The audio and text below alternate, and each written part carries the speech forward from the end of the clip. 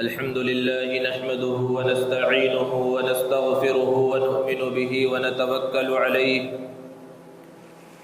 ونعوذ بالله من شرور أنفسنا ومن سيئات أعمالنا من يهده الله فلا مضل له ومن يضلله فلا هادي له ونشهد أن لا إله إلا الله وحده لا شريك له ونشهد أن سيدنا ومولانا محمدا عبده ورسوله صلى الله تعالى عليه وعلى آله وأصحابه وبارك وسلم تسليما كثيرا أما بعد فقد قال الله تعالى في القرآن المجيد والفرقان الحميد فأعوذ بالله من الشيطان الرجيم بسم الله الرحمن الرحيم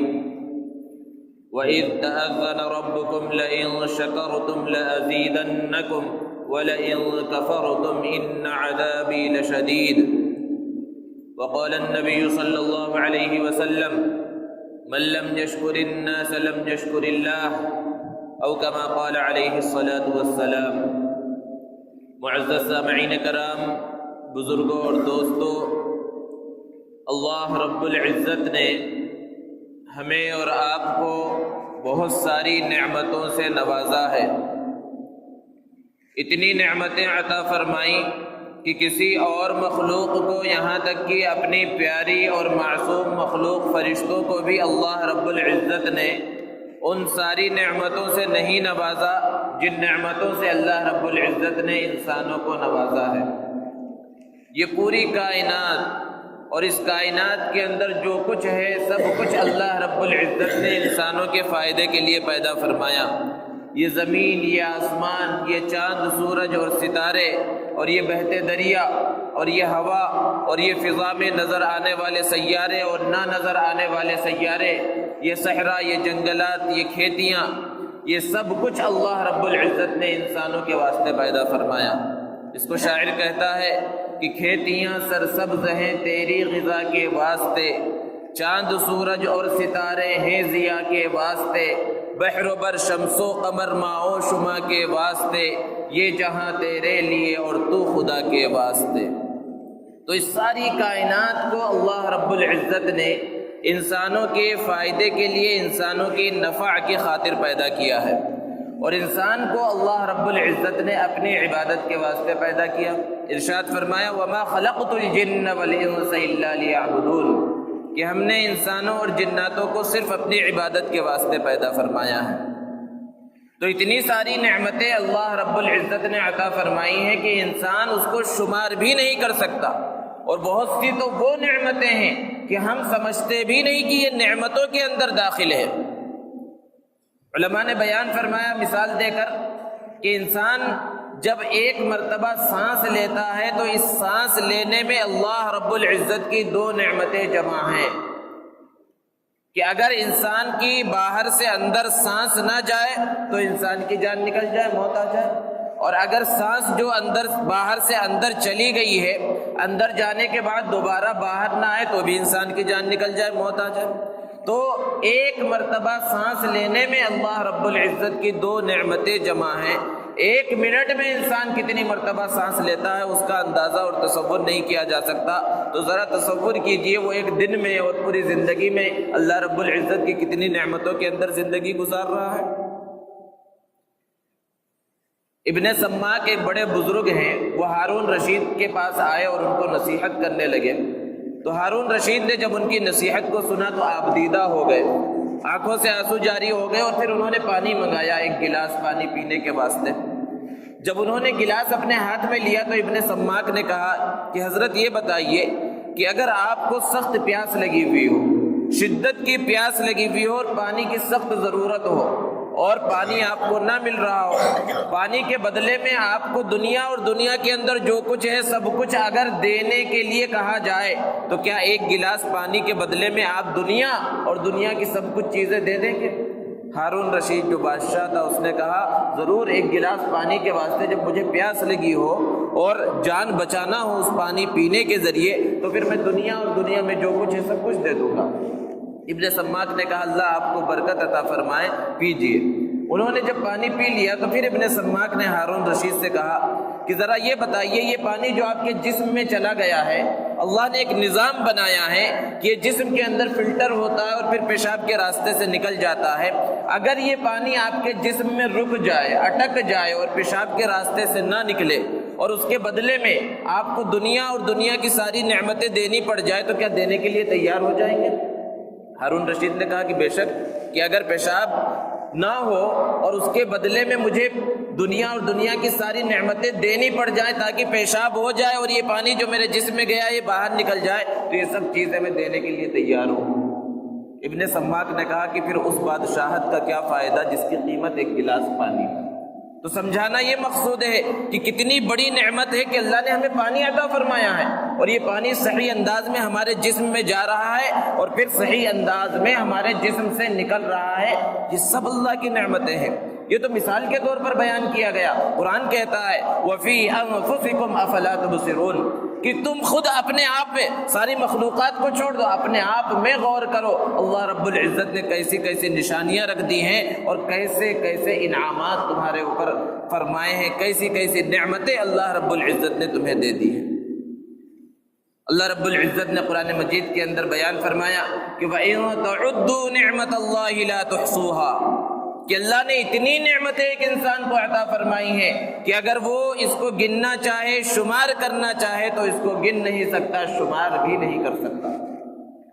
اللہ رب العزت نے قرآن مجید میں حکم دیا کہ اللہ نے جو نعمتیں عطا فرمائی ہیں ان نعمتوں کا تم تذکرہ کرتے رہا کرو، ان نعمتوں کو یاد کرو، فاذکروا آلاء اللہ، اللہ کی نعمتوں کو تم یاد کیا کرو۔ اور اللہ تبارک و تعالی نے قرآن مجید میں مختلف مقامات پر پہلے کے انبیاء کرام علیہم السلام کو اپنی نعمتیں یاد دلائی کہ فلاں کیا ہم نے تم پر یہ احسان نہیں کیا، کیا ہم نے تمہیں یہ نعمت نہیں دی؟ حضرت عیسیٰ علیہ السلام کو خطاب کر کے ارشاد فرمایا وَإِذْ قَالَ عِيسَى ابْنُ مَرْيَمَ،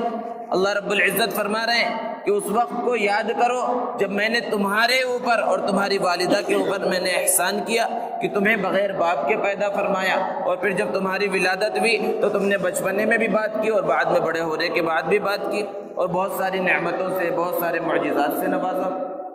ہمارے اور آپ کے پیارے آقا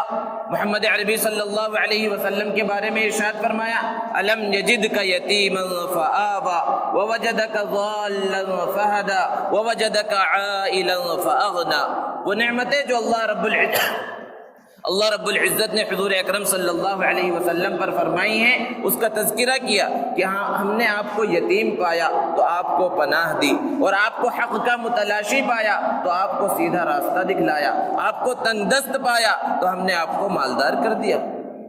اسی طرح مختلف انبیاء کرام نے اپنی قوم کو اللہ رب العزت کی نعمتوں کو یاد کرنے کا حکم دیا کہ اللہ رب العزت نے جو نعمتیں تمہیں دی ہیں ان نعمتوں کو یاد کرتے رہا کرو، ان نعمتوں کا تذکرہ کرتے رہا کرو۔ اور اللہ رب العزت نے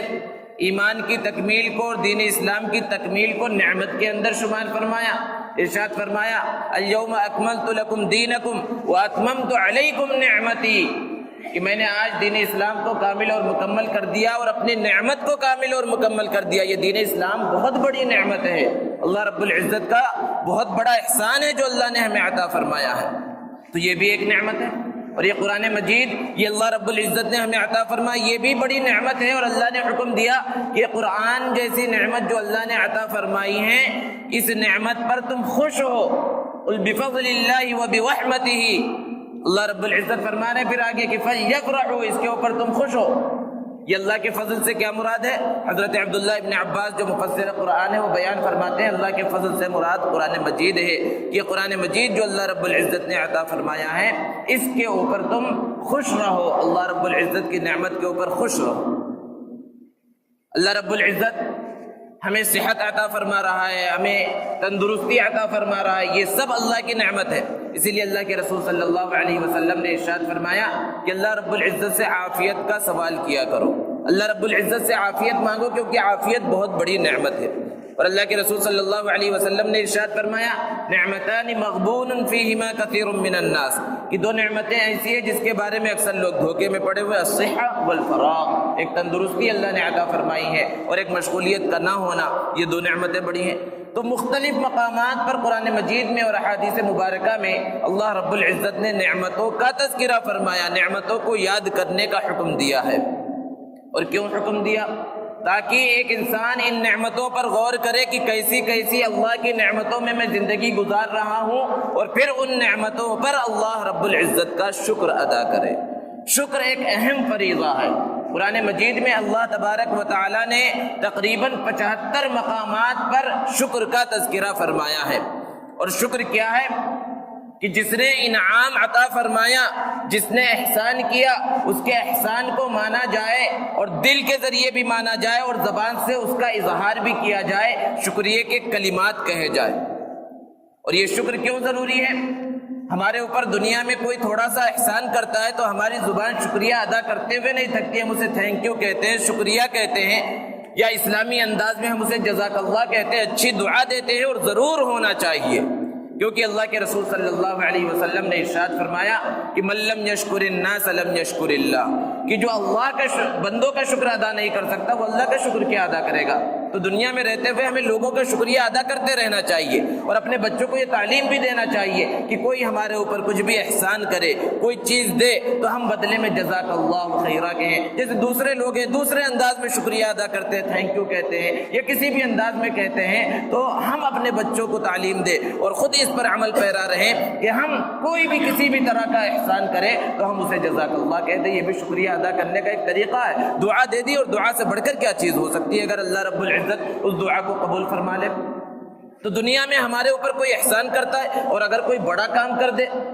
ہمیں قرض دلوا دے کہیں سے، یا اور کوئی بڑا کام ہمارا انجام دے دے دنیا کے اندر، کہیں سفارش کروا دے، تو پھر ہم تو ان الفاظ میں کہتے ہیں کہ بھئی ہمارے پاس تو الفاظ نہیں ہیں آپ کا شکریہ ادا کرنے کے واسطے۔ ہوتا یا نہیں ہوتا؟ تو یہ کیوں ہوتا ہے؟ کیونکہ اس نے ہمارے اوپر احسان کیا ہے۔ جب دنیا کے لوگ جو ہم پر احسان کرتے ہیں تو ہم ان کے ساتھ یہ معاملہ کرتے ہیں شکریہ ادا کرنے کا، تو وہ پروردگار عالم جس نے ہمیں کتنے انعامات عطا فرمائے ہیں اور کتنا احسان اللہ رب العزت نے ہم پر کیا ہے، کیا اللہ رب العزت کا شکر ادا کرنا ہم پر لازم نہیں ہوگا؟ جبکہ سب کچھ اللہ رب العزت نے ہمیں دے دیا ہے۔ اللہ رب العزت نے ہمیں 2 آنکھیں دی، ہمیں کان عطا فرمائے، ہمیں ناک دیا، بولنے کے واسطے زبان عطا فرمائی، کسی چیز کو چکھنے اور ٹیسٹ کرنے کے واسطے زبان عطا فرمائی ہے، یہ ساری نعمتیں عطا فرمائی، مال و دولت سے نوازا ہے، اولاد کی دولت سے نوازا ہے، یہ سب اللہ رب العزت کا انعام ہے، لیکن ہم سمجھتے نہیں، قدر نہیں ہے۔ ان سب چیزوں کی قدر ان لوگوں سے معلوم کرے جو ان سب چیزوں سے محروم ہیں۔ زبان کی قدر اس شخص سے پوچھے جس کو زبان نہیں دی گئی، آنکھ کی قدر نابینا سے پوچھے، کان کی قدر اس شخص سے پوچھے جس کے اندر سننے کی طاقت نہیں ہے، اولاد کی قدر بے اولاد لوگوں سے پوچھے، مال کی قدر فقیروں سے اور غریبوں سے پوچھے۔ یہ بہت بڑی نعمت، یہ ساری نعمتیں اللہ رب العزت نے عطا فرمائی ہیں، تو ان سب نعمتوں کا تقاضا یہ ہے کہ اللہ رب العزت کا شکر ادا کیا جائے۔ قرآن مجید میں بہت سارے مقامات پر اللہ رب العزت نے شکر ادا کرنے کا حکم دیا ہے۔ قرآن میں اللہ نے ارشاد فرمایا فَاذْكُرُونِي أَذْكُرُكُمْ وَاشْكُرُوا لِي وَلَا تَكْفُرُونَ، کہ تم مجھے یاد کرو میں تمہیں یاد کروں گا، اور میرا شکریہ ادا کرو، اور نافرمانی مت کرو، ناشکری مت کرو۔ اسی طرح اور بہت سارے مقامات پر اللہ رب العزت نے شکر کا تذکرہ فرمایا اور شکریہ ادا کرنے کا حکم دیا ہے۔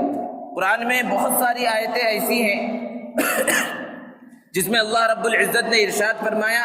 لعلکم تشکرون، کچھ نعمتیں بیان فرمائی اور اس کے بعد ارشاد فرمایا فاتقوا اللہ، جیسے کہ اللہ سے ڈرو، لعلکم تشکرون، تاکہ تم شکر ادا کرو۔ بہت سارے مقامات پر اس انداز میں اللہ رب العزت نے شکریہ کا تذکرہ فرمایا ہے۔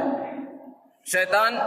جو انسانوں کا ازلی دشمن ہے اور وہ جنت میں تھا پہلے، اور حضرت آدم کو سجدہ نہ کرنے کی وجہ سے اسے جنت سے نکلنا پڑا، اور جب نکل رہا تھا تو اس نے اللہ رب العزت سے کہا تھا کہ ثم لآتینہم من بین ایدیہم ومن خلفہم وعن ایمانہم وعن شمائلہم ولا تجد اکثرہم شاکرین، کہ میں انہیں دنیا کے اندر ہر طرح سے بہکاؤں گا، ان کے آگے سے آؤں گا، ان کے پیچھے سے آؤں گا، ان کے دائیں سے آؤں گا، بائیں سے آؤں گا اور سب کو گمراہ کروں گا۔ اور پھر کہا تھا اس نے لا تجد، اللہ رب العزت کو خطاب کر کے کہہ رہا ہے لا تجد اکثرهم شاکرین، ان میں سے اکثر کو آپ شکر گزار نہیں پائیں گے۔ اور ذرا تصور کیجیے، اللہ رب العزت بھی خود بیان فرما رہے ہیں قلیلا ما تشکرون، تم تو بہت کم شکر ادا کرتے ہو۔ اور اللہ نے ایک جگہ پر اور ارشاد فرمایا وقلیل من عبادی الشکور، میرے بندوں میں سے شکر گزار بندے تو بہت کم ہیں۔ ہاں، انبیاء کرام علیہم الصلوۃ والسلام کی صفت اللہ رب العزت نے بیان فرمائی۔ حضرت ابراہیم کے بارے میں ارشاد فرمایا ان ابراہیم کان امۃ قانتا للہ حنیفا ولم یک من المشرکین شاکرا لانعمہ، کہ حضرت ابراہیم اللہ کی نعمتوں کا شکر ادا کرنے والے تھے۔ حضرت نوح علیہ السلام کے بارے میں ارشاد فرمایا انہ کان عبدا شکورا، وہ اللہ رب العزت کا شکر ادا کرنے والے بندے تھے۔ اسی طرح اور بہت سارے انبیاء کرام علیہم الصلوۃ والسلام کی یہ صفت بیان فرمائی کہ ان انبیاء کرام علیہم الصلوۃ والسلام کی یہ صفت تھی کہ اللہ رب العزت کا شکر ادا کرتے تھے۔ اللہ رب العزت جب خود بیان فرما رہے ہیں کہ شکر ادا کرنے والے بندے بہت کم ہیں۔ ایک مرتبہ حضرت عمر رضی اللہ تعالی عنہ نے ایک شخص کو سنا کہ وہ دعا کر رہا ہے اللہم اجعلنی من الاقلین، اے اللہ مجھے ان لوگوں کے اندر شامل فرما جو بہت کم ہیں، بہت تھوڑے ہیں۔ حضرت عمر رضی اللہ تعالی عنہ نے اس سے پوچھا اس کا مطلب کیا ہے، تم کیا مانگنا چاہتے ہو، کیا دعا کرنا چاہتے ہو؟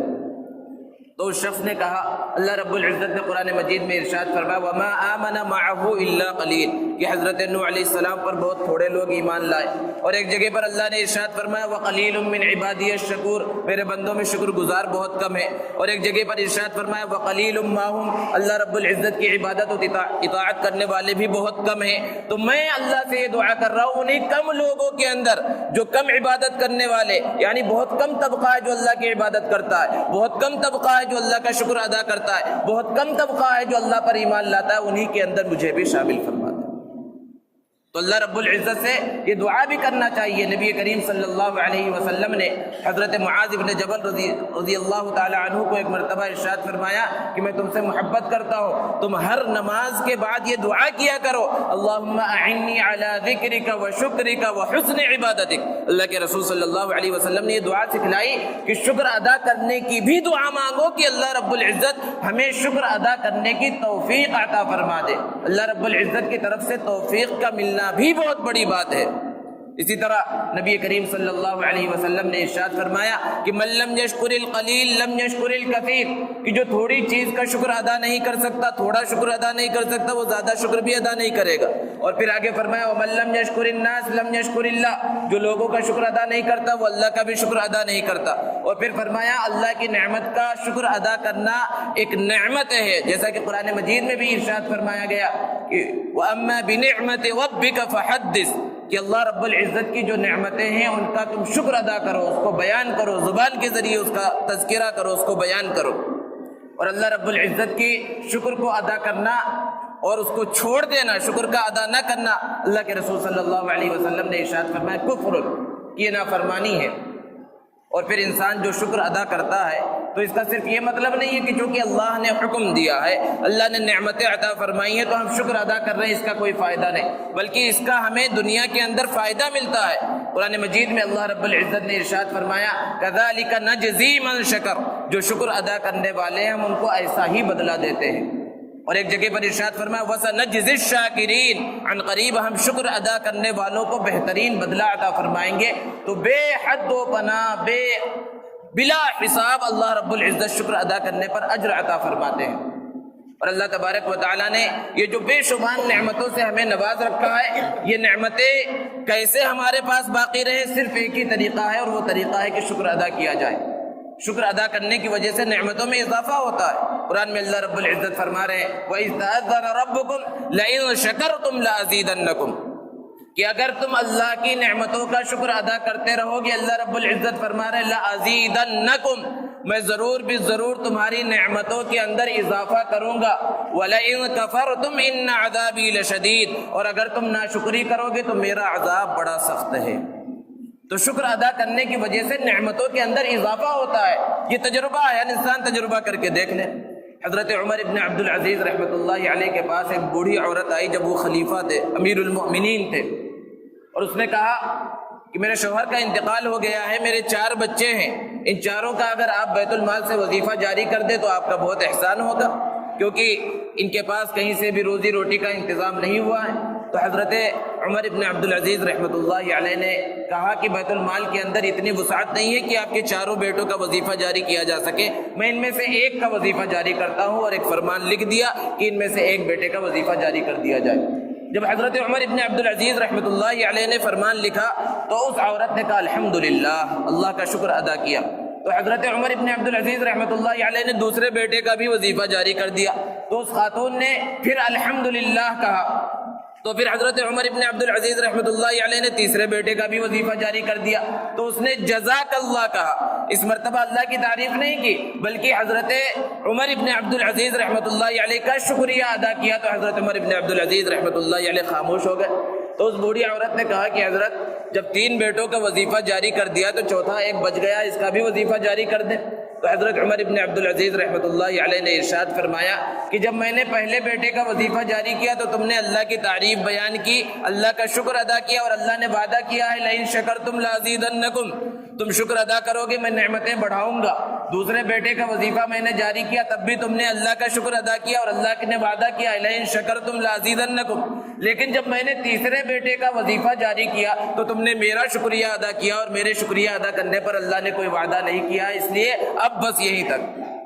تو اللہ رب العزت کا یہ وعدہ ہے کہ اگر تم شکر ادا کرتے رہو گے اللہ رب العزت تمہاری نعمتوں کے اندر اضافہ کرتا چلا جائے گا۔